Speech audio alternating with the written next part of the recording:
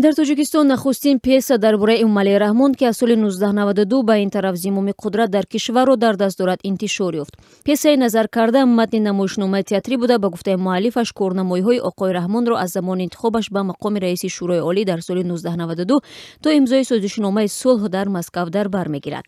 матни нахустин намоишномаи театрӣ дар бораи Эмомалӣ Раҳмонро Абдуғаффори Абдуҷаббор раиси идораи робитаҳои байналмилалии Вазорати фарҳанги Тоҷикистон навиштааст. Мақомоти Вазорати фарҳанги Тоҷикистон рӯзи 28 ноябр гуфтанд муаллиф ба ҳайси шоҳиди воқеаҳои солҳои 90 мушоҳидаҳои шахсӣ ва саҳифаҳои ҳассоси он айёмро ба риштаи тасвир кашидааст.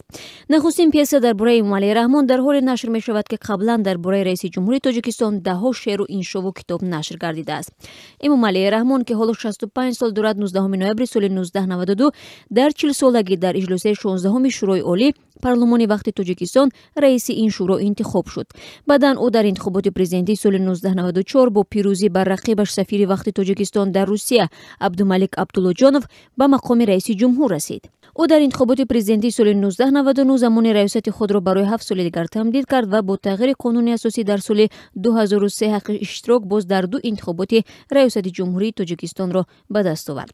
Эмомалӣ Раҳмон ҳамин тавр дар интихоботҳои президентии солҳои 2006 ва 2013 баранда шуд. тарафдоронаш хатми ҷанги дохилӣ, субот, сохтмони чанд нақ бо рушди иқтисодро аз комёбиҳои Эмомалӣ Раҳмон дар 25 соли раҳбарияш медонанд. Аммо мунтақидон мегӯянд бо гузашти 25 сол ҳукумат ҳанӯз натавонистааст мардумро бо ҷойи кори муносиб таъмин кунад.